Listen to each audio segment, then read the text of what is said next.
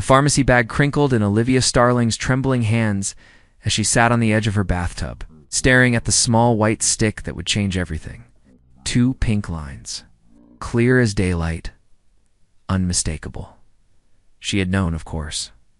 Her body had been whispering the truth for weeks now. The nausea that came in waves, the exhaustion that clung to her bones, the way her favorite coffee suddenly smelled like poison. But knowing and seeing were 2 different universes entirely. Olivia pressed her palm against her still flat stomach, trying to imagine the tiny life beginning there. A baby. Jonathan's baby. The thought sent a warm rush through her chest, followed immediately by a cold wave of fear. They had been together for 8 months. A whirlwind romance that started when she spilled an entire tray of champagne on him at a corporate event. He had laughed, really laughed, and asked her to dinner right there in front of everyone. She had fallen hard and fast, tumbling into a relationship that felt like finally coming home. But Jonathan Pierce lived in a different world than she did. He owned half the commercial real estate in the city, attended galas where her annual salary wouldn't cover the flower arrangements, and came from a family whose name appeared on hospital wings and university libraries. Olivia was a girl from a middle-class family in Ohio, who worked her way through state college and considered it a victory when she landed her junior analyst position. She told herself, love didn't care about bank accounts or pedigrees, and most of the time, when Jonathan held her hand or whispered her name in the dark, she believed it. She pulled out her phone, Jonathan's contact photo smiling back at her. Her finger hovered over the call button. No, this news deserved more than a phone call. She would tell him tonight over dinner, the quiet Italian place they loved, where the owner knew their order by heart. She imagined his face, the initial shock melting into joy. His arms wrapping around her, his voice promising everything would be okay. That evening, Olivia, dressed carefully in the blue dress Jonathan said, made her eyes look like the ocean. She practiced her words in the mirror, trying different approaches. Casual, serious, playful. Nothing felt right. Her hands shook as she applied mascara. The pregnancy test sat in her purse, evidence and anchor both. She had just finished her makeup when her doorbell rang. Too early for Jonathan, who was always exactly on time, never early, never late. When she opened the door, her breath caught. Catherine Pierce stood in the hallway, immaculate in a cream suit that probably cost more than Olivia's entire wardrobe. Her silver hair swept into a perfect chignon, her expression carved from marble. Mrs. Pierce, Olivia managed, stepping aside automatically. Jonathan isn't here. I'm actually meeting him for dinner in an hour. I know where my son is, Catherine said. Walking into the small apartment with the air of someone inspecting a disappointing hotel room, she set her designer handbag on the coffee table with deliberate care. I'm here to speak with you, Miss Starling. Alone. Something in her tone made Olivia's stomach drop. She closed the door slowly, her mind racing. Is everything all right? Is Jonathan okay? My son is fine, Catherine replied, remaining standing, forcing Olivia to look up at her. But we have a situation that needs to be addressed with discretion and maturity. Olivia felt the ground shifting beneath her feet. I don't understand. Catherine reached into her handbag and withdrew a slim folder. I'm aware of your condition, Miss Starling. I have excellent sources, including the pharmacist 3 blocks from here who recognized you and thought I should know my son's girlfriend was purchasing pregnancy tests. The blood drained from Olivia's face. She had been so careful, had driven to a pharmacy across town, but apparently not far enough. I was going to tell him tonight. That won't be necessary, Catherine said crisply, opening the folder to reveal papers clipped together with brutal efficiency. This is a standard confidentiality agreement along with a financial settlement that I think you'll find more than generous. $250,000, Miss Starling. Enough to relocate, start over somewhere else. Raise the child comfortably without burdening my son with a responsibility he never asked for. Olivia actually laughed, a short, sharp sound of disbelief. Burdening him? I love him. He loves me. This baby is a mistake, Catherine interrupted, her voice ice over steel. And my son knows it. Why do you think I'm here instead of him? Jonathan asked me to handle this situation discreetly. He's building an empire, Miss Starling. He has a board to answer to, investors who expect a certain image, a future that has been carefully planned since he was born. You were a pleasant distraction, but distractions end. You're lying, Olivia whispered, but her voice wavered. Jonathan wouldn't do this. He would never send you to pay me off like some kind of problem to be solved. Catherine's expression softened, but not with kindness. With pity, which somehow felt worse. I understand this is difficult. You're young. You let yourself believe in a fairy tale. But I'm offering you a way out that preserves everyone's dignity. Take the money, sign the agreement, and disappear from his life. If you truly love my son, you'll do what's best for him, instead of trapping him with an unwanted pregnancy. Get out, Olivia said, her voice stronger now, fueled by anger and hurt. Take your blood money and get out of my home. Catherine placed the folder on the coffee table. I'll leave this here. You have 24 hours to consider. After that, the offer decreases significantly, and I assure you, fighting me in court would be financially devastating for you. I have lawyers who eat girls like you for breakfast. Catherine walked to the door, paused with her hand on the knob. One more thing, Miss Starling. Jonathan and I had lunch yesterday. I told him about your condition, wanted to gauge his reaction before coming here. Do you know what he said? She turned, her eyes sharp as broken glass. He said, "Handle it, Mother. I don't have time for this drama right now." Those were his exact words. Handle it. As if you and this child were nothing more than an inconvenient mess to clean up. The door closed with a soft click that sounded like the end of everything. Olivia stood frozen in her living room, Catherine's words echoing in her skull. Handle it. I don't have time for this drama. The man who had kissed her forehead every morning, who had told her she was the best thing that ever happened to him, who had made her believe in forever, had reduced her and their baby to drama. Her phone buzzed. Jonathan, running 15 minutes late, gorgeous. Can't wait to see you tonight. Olivia stared at the message for a long time. She thought about going to dinner, about confronting him, demanding the truth. But Catherine's words had planted a seed of doubt that was already growing roots. If he wanted to tell her himself, wouldn't he have canceled dinner? Wouldn't he be here instead of his mother? The silence felt like confirmation. She texted back with numb fingers. Something came up. Need to reschedule. His response came quickly. Everything okay? She didn't answer. Instead, she pulled out her suitcase and started packing. Not everything, just enough. Clothes, toiletries, the few photographs that mattered, her laptop. She left the pregnancy test on the coffee table next to Catherine's folder. Visible proof of what she was walking away from. By the time Jonathan would have arrived for their dinner reservation, Olivia was on a bus heading north. She had called her Aunt Rose, the only family she had left after her parents died. The woman who had raised her through high school with tough love and warm hugs. Rose lived in a small town in Vermont, population barely 3,000, where she ran a bed and breakfast in an old farmhouse. Come home, sweetheart, Rose had said without asking questions. There's always room for you here. Olivia watched the city lights fade through the bus window, one hand pressed against her stomach. She didn't cry. The tears would come later, in waves that would knock her breathless. But right now, she felt strangely hollow. As if Catherine Pierce had reached into her chest and removed something vital, she thought about Jonathan discovering she was gone. About what he would think, what he would feel. Part of her hoped he would come after her, that he would prove his mother wrong, that he would fight for them.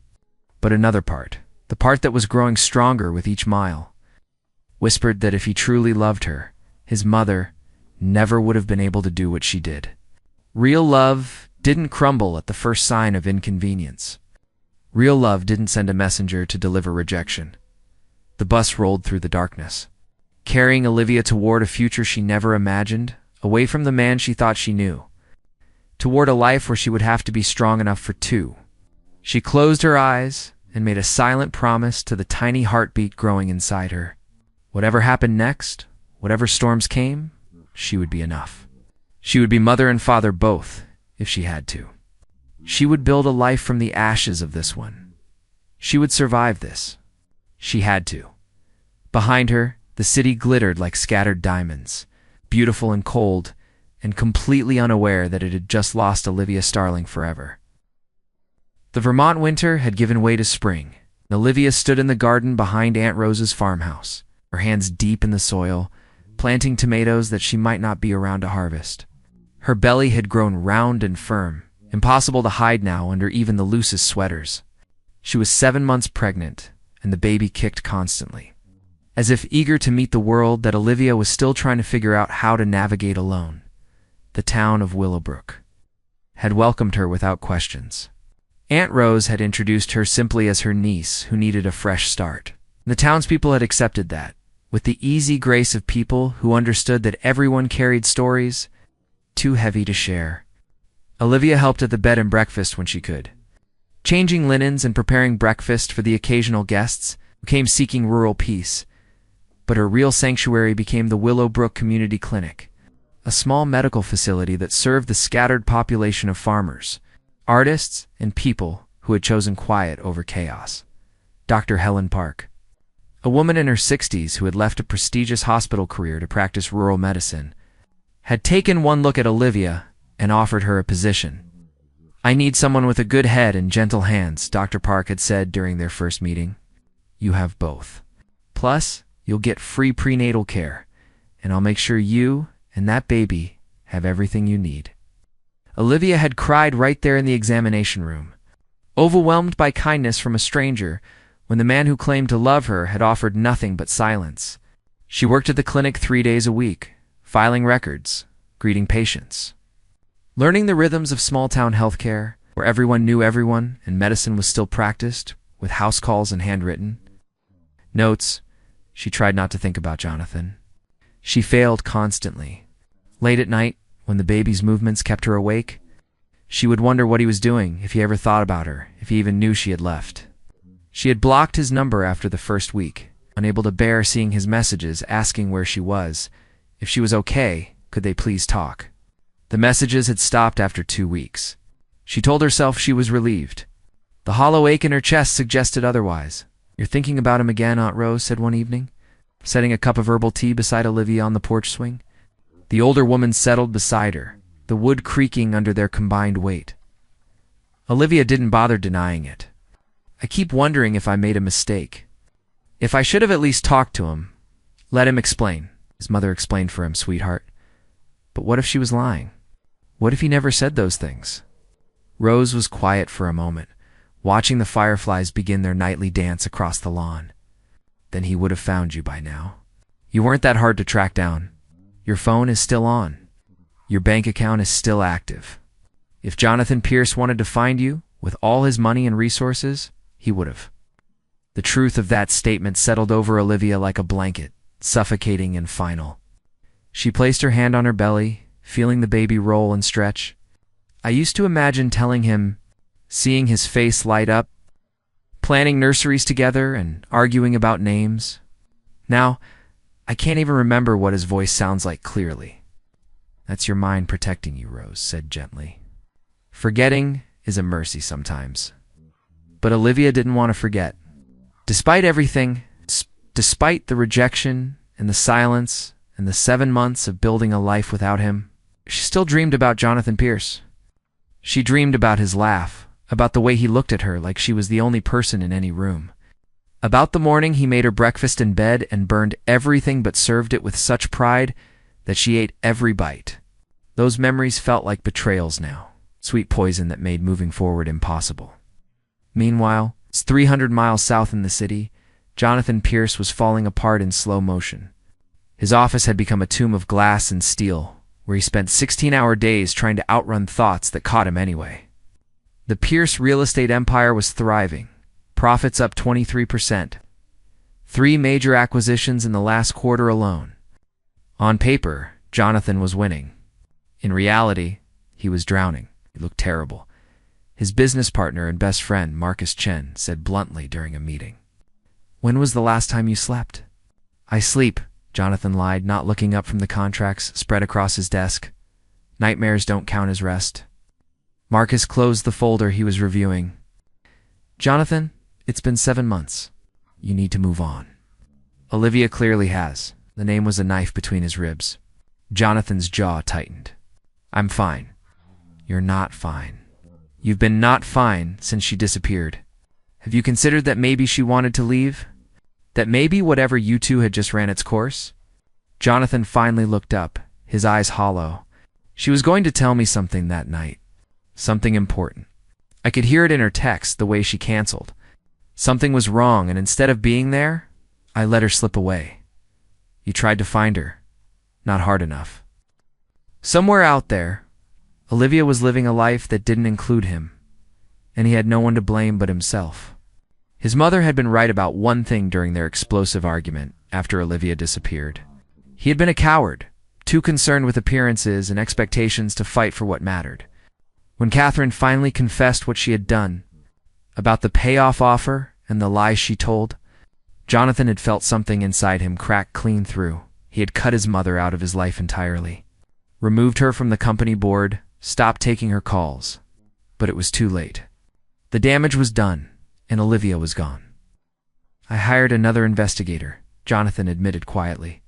The fifth one. Maybe this one will actually find something. Marcus sighed but didn't argue. They both knew it was futile. Olivia Starling had vanished like smoke, leaving no digital footprint, no paper trail, nothing but the ghost of her presence in Jonathan's penthouse, where her favorite mug still sat in the cabinet and her toothbrush remained in the bathroom, because he couldn't bring himself to throw away the last physical proof that she had been real. The call came on a Tuesday. Jonathan was scheduled to tour a potential acquisition, struggling resort property in Vermont that his analysts thought could be converted into luxury condos. He almost canceled. The idea of driving 4 hours each way for a property he didn't care about, feeling like more effort than he could muster. But Marcus insisted, physically drove him to the car, and told him the change of scenery would do him good. The resort was worse than the photos suggested. A collection of aging buildings that smelled like mildew and defeat. Jonathan walked through with the owner barely listening to the pitch, his mind already calculating how quickly he could finish this meeting and return to the city. They were discussing the property boundaries when Jonathan's phone died, battery drained from his forgetting to charge it the night before. Is there somewhere I can plug this in? He asked. Clinic's just down the road, the owner suggested. Dr. Park won't mind. Sweet lady, she'll probably offer you coffee while you wait. Jonathan almost said no, but he needed his phone for the drive back. He walked the quarter-mile into the small town center, noting the single main street, the handful of shops. The kind of place where everyone probably knew everyone's business. The clinic was a converted house with a hand-painted sign and flower boxes under the windows inside. The waiting room was empty except for an elderly man reading a magazine. Jonathan approached the reception desk, ready to ask about charging his phone. When the woman behind the desk looked up, time stopped. Olivia's face went white as fresh snow. Her mouth opened, but no sound came out. She was wearing a simple blue cardigan, her hair pulled back in a ponytail, and her hand rested on the desk. No ring, no polish. Just bare fingers that he had once planned to place a diamond on. Olivia, he breathed, the name a prayer and a curse. She stood abruptly, and that's when he saw it. The unmistakable swell of her belly, round and full and impossible to misunderstand. She was pregnant. Very pregnant. 7 months pregnant, if he had to guess, which meant ... The world tilted sideways. Jonathan grabbed the edge of the desk to steady himself. You're pregnant. I have to go, Olivia said, her voice shaking. She moved toward the back door, but Jonathan was faster, coming around the desk, not touching her, but blocking her path. Please, he said, and his voice cracked on the word. Please, Olivia, just talk to me. Is that baby mine? Her eyes filled with tears, and she nodded once, a tiny movement that shattered every remaining piece of Jonathan's heart. Why didn't you tell me? The question came out raw, desperate. Why did you leave? I looked for you. I've been looking for 7 months. I thought something terrible happened. I thought you were hurt or worse. And you were here the whole time carrying my child, and I didn't know. Your mother told me, Olivia said, her voice stronger now, anger cutting through the shock. She told me you knew, that you said to handle it, that I was just drama you didn't have time for. Jonathan actually staggered backward. What? She came to my apartment with a payoff, Jonathan. $250,000 to disappear and never contact you again. She said you sent her that you knew about the baby and wanted nothing to do with it. That's insane, Jonathan said, his voice rising. That's completely insane. I never knew. My mother never told me. I would never, could never, say those things about you or our baby. Olivia wrapped her arms around her belly protectively. How am I supposed to believe that? You didn't come after me. You didn't fight for us. Your mother said you didn't care, and your actions proved her right. I tried, Jonathan shouted, then immediately lowered his voice, aware of the elderly patient watching them with undisguised interest. Olivia, I tried everything. Private investigators, calling every person who knew you, checking every hospital, every police station. You disappeared without a trace. No credit card usage, no phone activity beyond that last text. I thought you were dead. I mourned you like you were dead. She was crying now, silently, tears streaming down her face. You really didn't know? I swear on everything I have, everything I am, I had no idea you were pregnant. If I had known, if I had any idea, nothing could have kept me away. Not my mother, not the company, not the entire world. He took a careful step closer. Olivia, I love you. I have loved you since you spilled champagne on my jacket and laughed instead of apologizing. I have loved you through every single day of the last 7 months, even when I thought I would never see you again. Please, please believe me. The back door opened and Dr. Park emerged, taking in the scene with sharp, assessing eyes. Olivia, honey, you okay? Olivia wiped her face, nodded. I'm okay, Dr. Park. This is the baby's father. Dr. Park looked. Jonathan up and down with the expression of someone evaluating a potentially dangerous specimen. The one who didn't know she was pregnant? I was lied to, Jonathan said firmly, by my mother. I've been searching for Olivia since the day she left. Dr. Park crossed her arms. Olivia, you want him here? Or you want me to call Tommy to escort him out? Jonathan held his breath. Everything balanced on Olivia's next words, the entire future hanging in the space between them. She looked at him for a long moment, and he saw the war in her eyes, the love and hurt and hope and fear, all tangled together. I want to talk to him, she said finally, but not here. Aunt Rose's house. Tonight. It wasn't forgiveness, but it was a chance. And Jonathan would take every chance she gave him. The farmhouse sat at the end of a gravel driveway, surrounded by fields that stretched toward distant mountains.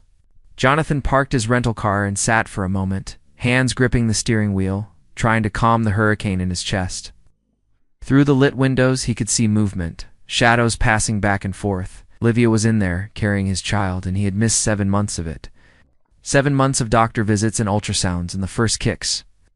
7 months stolen by lies and pride and his own failure to dig deeper, to question, to refuse to accept her disappearance.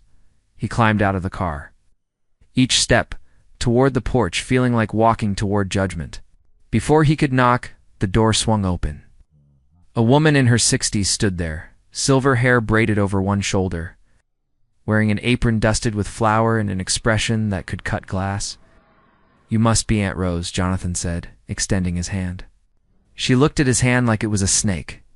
And you must be the man who let my niece believe she meant nothing, who let her run away pregnant and scared, who let her cry herself to sleep for months while you lived your comfortable life in the city. Jonathan lowered his hand. You're right.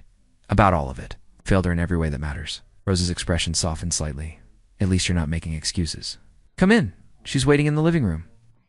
I'll be in the kitchen, close enough to hear if she needs me. The living room was cozy, with worn furniture and quilts draped over chairs. The kind of space that felt like home in a way his penthouse never had. Olivia sat on the couch, her hands folded over her belly, wearing soft clothes that accommodated her pregnancy. She looked beautiful and terrified, and so far away, despite being only a few feet distant. Thank you for seeing me, Jonathan said, remaining standing, unsure if he had the right to sit. Sit down, Jonathan. You're making me nervous. Right. He sat in. The armchair across from her, perched on the edge like he might need to run at any moment. The silence stretched between them, 7 months of words unsaid, creating a chasm neither knew how to cross.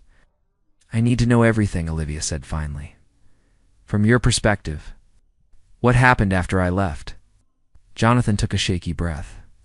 "I went to your apartment that night for our dinner date. You weren't there. I called, you didn't answer. Thought maybe you were stuck at work, so I waited. An hour passed, then 2. I started to worry. I went to your office, your favorite coffee shop, anywhere I thought you might be. Nothing."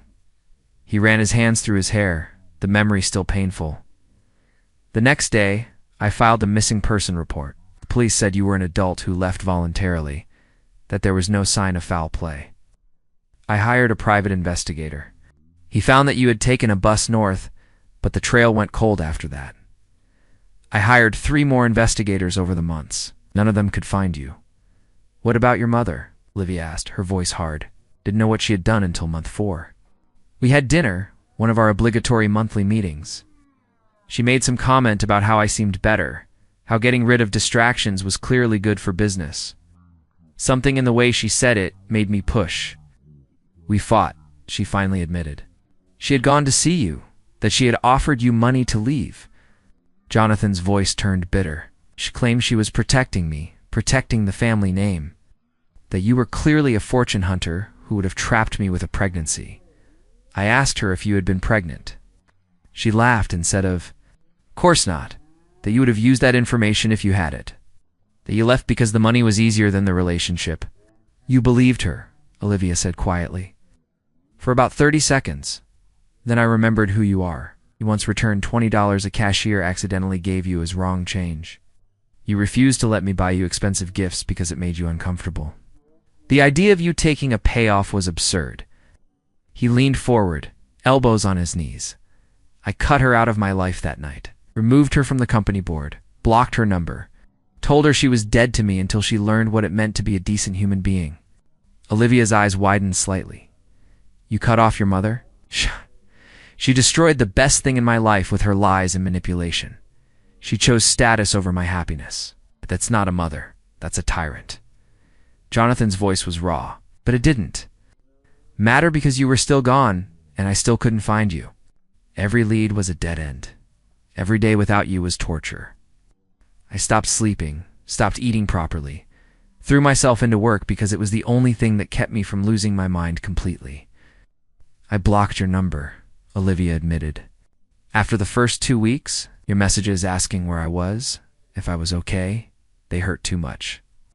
I thought they were just you covering yourself, making it look like you cared when you didn't." "I cared," Jonathan said fiercely. "I have never stopped caring. Olivia, you have to understand. Finding you today, seeing you pregnant with my child, it's like every prayer I didn't know I was praying got answered all at once. I know I don't deserve your forgiveness. I know I failed you by not fighting harder, by not seeing through my mother's lies sooner, by not being there when you needed me most. But I'm here now, and I'm not leaving unless you tell me to." The baby kicked hard enough that Olivia gasped, her hand flying to her side. Jonathan was on his feet instantly, hovering helpless. "Are you okay? Is the baby okay? Should I get doctor?" "Park. Relax," Olivia said, a small smile ghosting across her face. "She's just active. She does this, especially when I'm stressed." Jonathan's voice cracked. "We're having a daughter." Olivia nodded, and suddenly Jonathan was on his knees. In front of her, tears streaming down his face without shame or hesitation. "A daughter. We're having a daughter, and I miss so much already. The first ultrasound, finding out the gender, feeling her kick." His voice broke completely. "I'm so sorry, Olivia. I'm so desperately sorry for all of it." Without thinking, Olivia reached out and touched his hair, a gentle gesture that felt like forgiveness and heartbreak tangled together. "I wanted you there for all of it. Every appointment, every milestone. I wanted you there so badly it physically hurt. But I thought you didn't want us." "I want you," Jonathan said, looking up at her with red eyes. "Both of you. It's more than I have ever wanted anything in my entire life. I want to be at every doctor's appointment from now on. I want to help paint the nursery and argue about names and hold your hand during labor. How you been? I want to wake up for midnight feedings and change diapers and watch her grow up. I want all of it, every beautiful and terrifying moment with you." Olivia was crying now too, 7 months of grief and loneliness and fear pouring out. "I'm scared, Jonathan. I'm scared to trust you again. What if your mother comes back? What if you decide being a father is too hard? What if I let you in and you break my heart again? Then I spend every day for the rest of my life proving I won't," Jonathan said simply. "I can't change the past.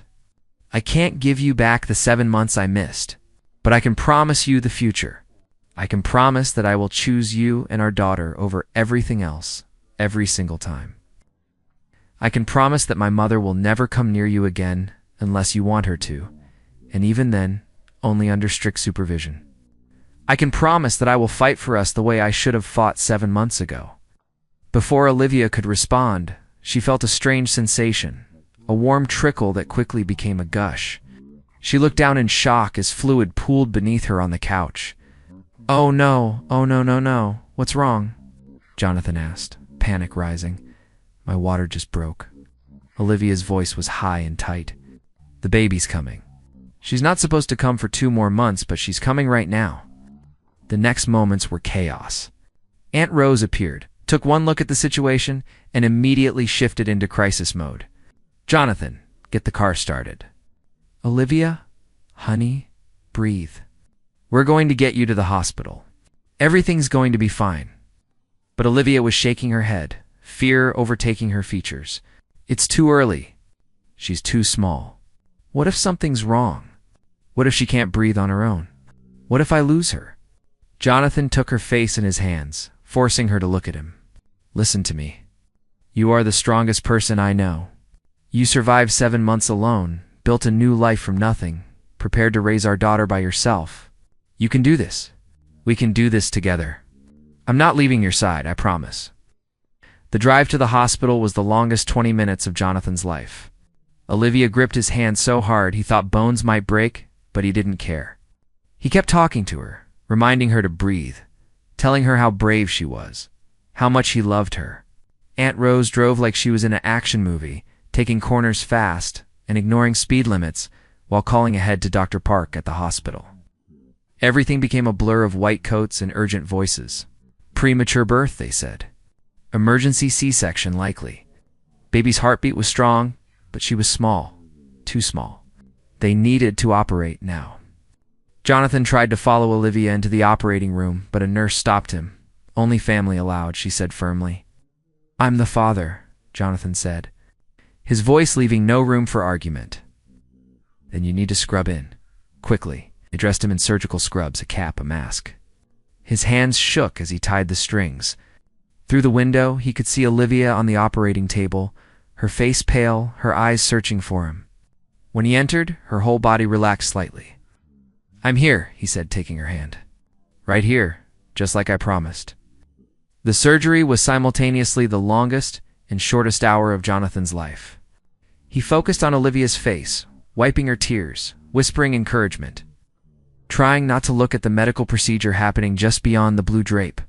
And then, cutting through the tension like a bell, came a tiny cry, weak but insistent, the sound of new life demanding to be heard. "It's a girl," the doctor announced, and Jonathan saw her. His daughter. Impossibly small, red and wrinkled and absolutely perfect. They whisked her away to the NICU team, waiting in the corner, and Jonathan's heart tried to follow. "Go," Olivia whispered. "Go be with her." "I'm okay, go." Jonathan kissed her forehead and moved to where the doctors were working on his daughter. She was so tiny she fit in one of their hands, her eyes squeezed shut, her fingers like little twigs. "Is she going to be okay?" he asked. "She's breathing on her own, which is excellent," one of the doctors said. "But she's premature. The next 72 hours are critical. We need to get her to the NICU immediately. Can I touch her?" Jonathan asked. Just for a second, they let him place one finger against her tiny palm. She gripped it with surprising strength, and Jonathan felt his entire world realign. This small person, this miracle, was his daughter. His and Olivia's. And he would protect her with everything he had. They took the baby to the NICU while they finished Olivia's surgery. Jonathan paced the hallway, his mind unable to settle. When they finally let him see Olivia in recovery, she looked exhausted but alert. "The baby?" she asked immediately. "She's strong," Jonathan said, pulling a chair close to her bed. "Tiny but strong. They have her in an incubator with all kinds of monitors, but her vitals are stable." "The doctors are cautiously optimistic." Olivia closed her eyes, fresh tears leaking out. "I want to see her. As soon as you can move, I'll take you to her. I promise." It was 3 hours before Olivia was stable enough to be wheeled to the NICU. Jonathan pushed her wheelchair himself, navigating the hallways with single-minded focus. When they reached the incubator, Olivia broke down completely.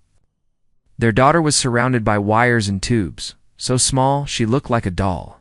But she was alive, her tiny chest rising and falling with determination.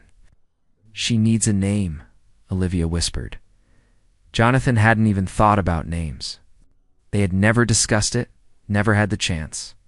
"What do you want to call her?" Olivia was quiet for a moment, watching their daughter fight for every breath.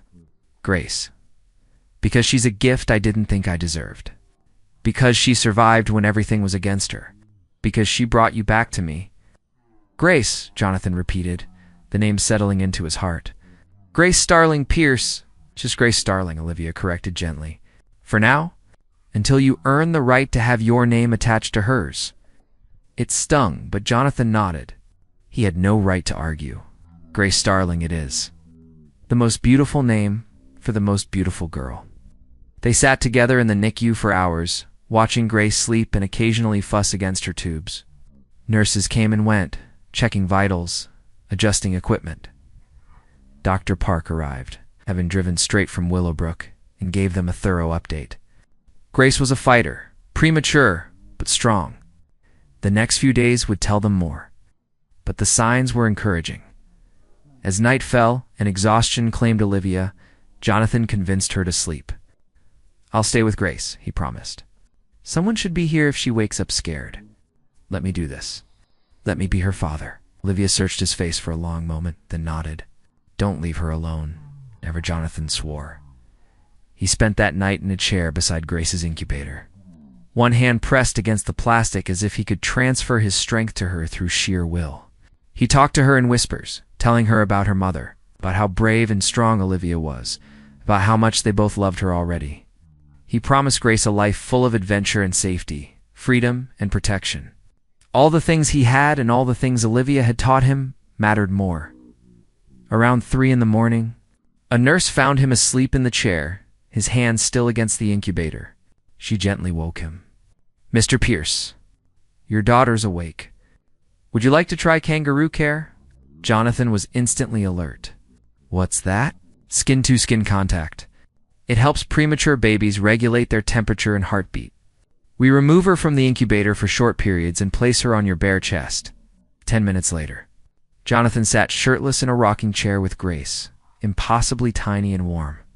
Nestled against his chest, covered with blankets, she made small sounds, her miniature fingers curling against his skin. He cried silently, overwhelmed by the weight of love and responsibility and gratitude. "I'm your dad," he whispered to her. "And I know I missed the beginning, but I'm here now. I'm here for all of it. For your first word and your first step and your first day of school and your first heartbreak and every single moment in between. You and your mom, you're my whole world. I promise I'll never let you down." Grace yawned, a tiny sound, and settled more firmly against his chest. Jonathan closed his eyes and rocked gently, feeling her heart beat against his. 2 rhythms learning to sync. When Olivia woke the next morning and was wheeled back to the NICU, she found them like that. Jonathan asleep in the rocking chair, Grace sleeping on his chest, his large hands spread protectively across her small back. The sight broke something open in Olivia's chest, something that had been locked tight for 7 months. This was what she had wanted. This was what she had grieved for. A father who showed up, who stayed, who loved their daughter with actions instead of just words. "Jonathan," she said softly. He woke immediately, careful not to jostle Grace. "Hey, how are you feeling?" "Sore, tired, grateful." Olivia wheeled herself closer. "How is she?" "Perfect. She had a good night." Nurses said her oxygen levels are improving. He looked down at Grace with such tenderness that Olivia's eyes filled with tears. I've been thinking about everything. About us. And, Olivia prompted, I don't expect you to forgive me immediately. I don't expect you to take me back or trust me right away. But I'm not going anywhere. I'm going to find a place here in Willowbrook, somewhere close but not invasive. I'm going to be at every doctor's appointment, every midnight feeding, every diaper change. I'm going to prove to you that I'm not the man who let you leave. I'm going to be the man you and Grace deserve. Olivia reached out and touched Grace's tiny foot, marveling at her perfect toes. What about your company? Your life in the city? I have excellent people running the company. I can work remotely for most things, fly down for essential meetings. My life in the city doesn't matter without you in it. These past 7 months proved that.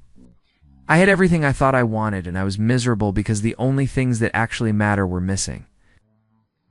Jonathan, Olivia started, but he shook his head. You don't have to say anything. Just let me be here. Let me be Grace's father.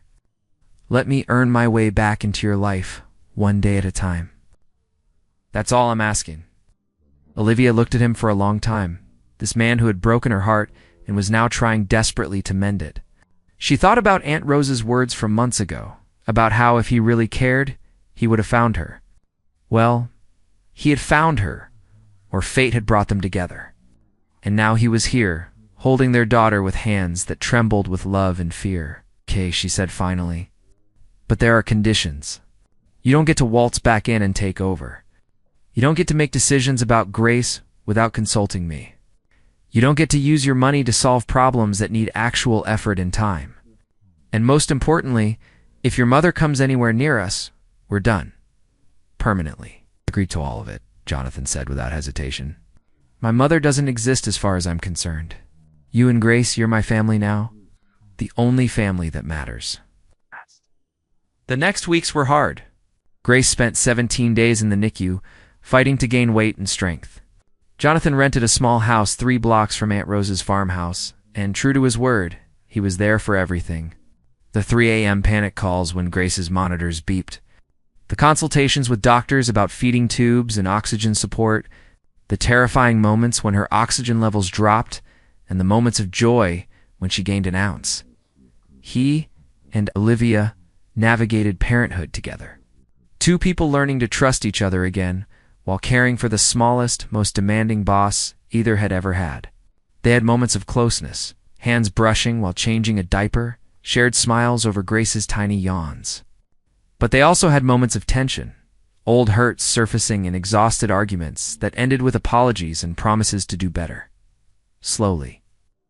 Like ice melting in spring, Olivia began to thaw. She saw Jonathan at 2 a.m, researching premature infant development. She saw him crying over Grace's incubator when he thought no one was watching. She saw him defer to her on every decision, asking her opinion, respecting her choices, treating her not as someone to be managed but as an equal partner. The day they brought Grace home from the hospital.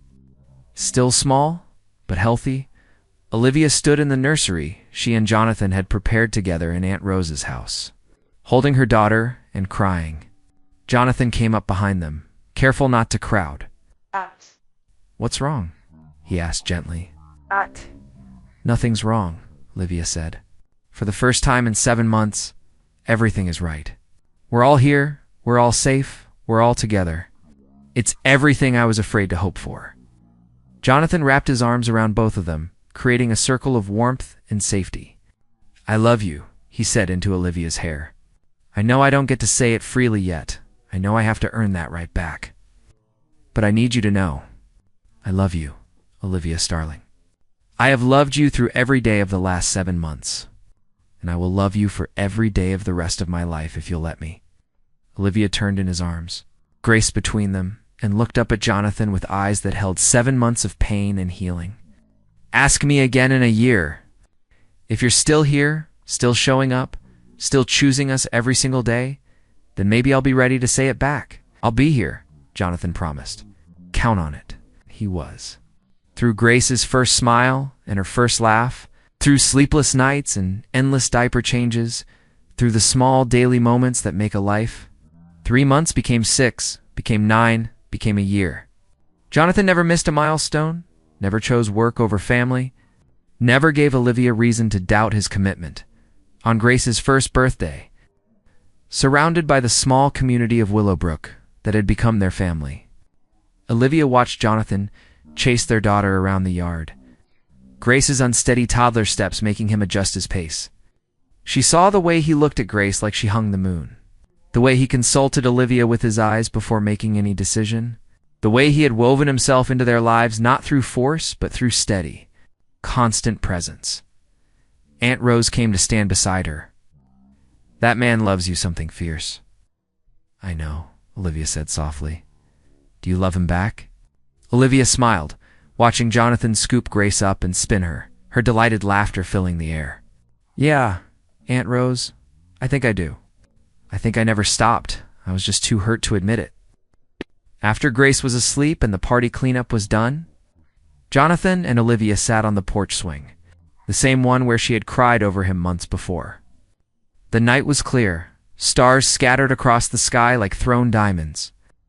"You asked me to give you a year," Olivia said into the comfortable silence. "It's been a year." Jonathan turned to look at her, hope and fear warring in his expression. And you showed up. Every single day you showed up. You chose us over everything else. You became the father I hoped you would be, and the partner I needed." She took his hand, lacing their fingers together. "I love you, Jonathan Pierce. I probably never stopped, but now I'm not afraid to say it anymore." Jonathan's eyes filled with tears. "Say it again? I love you." He kissed her then, soft and reverent, like she was something precious that he was afraid to break. When they pulled apart, he reached into his pocket and pulled out a small velvet box. "I've been carrying this for 6 months, waiting for the right moment. Olivia Starling, will you marry me? Will you let me spend the rest of my life proving that you made the right choice and giving me a second chance?" Olivia looked at the ring, simple and beautiful, then at Jonathan's face, vulnerable and hopeful, then toward the window where Grace slept peacefully. She thought about the scared girl on a bus 7 months pregnant and alone. She thought about the long road that brought them here, paved with mistakes and forgiveness and love that refused to die, even when it should have. "Yes," she said, and the word felt like coming home. "Yes, I'll marry you." They were married 3 months later in Aunt Rose's garden, with Grace as the flower girl, toddling down the aisle, scattering petals with more enthusiasm than accuracy. It was small and perfect. Everything Olivia had dreamed of, and nothing like the society wedding Jonathan's mother would have demanded. Catherine Pierce was not invited. She had tried to contact Jonathan several times over the year, but he had remained firm. Unless she could offer a genuine apology to Olivia, she had no place in their lives.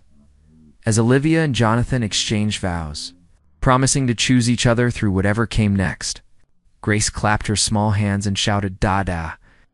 At exactly the wrong moment, making everyone laugh, Jonathan scooped her up, including her in their first kiss as husband and wife. And Olivia thought about how sometimes the worst betrayals lead to the greatest transformations. How sometimes you have to lose everything to find out what really matters. Their story didn't end with the wedding. It continued through the years that followed, through a second child and a third. Through Jonathan moving his company headquarters to Vermont and building a life that prioritized family over profit, through the hard work of marriage and parenthood and choosing each other daily, Catherine Pierce eventually apologized years later and was slowly, carefully allowed back into their lives under strict boundaries. But the real ending, if there was one, came on Grace's 18th birthday, when Jonathan gave her a letter he had written the night she was born, promising to be the father she deserved. Grace read it with tears streaming down her face, then hugged her father tight and whispered, "You kept every promise." And Olivia, watching them, thought about the scared girl who once believed she would raise a child alone, and the man who had proven that sometimes love gets a second chance, and when it does, it's worth fighting for with everything you have. That was their story. Not perfect, but real. Not easy, but true. A love that was rejected, lost, and found again, stronger for having survived the breaking.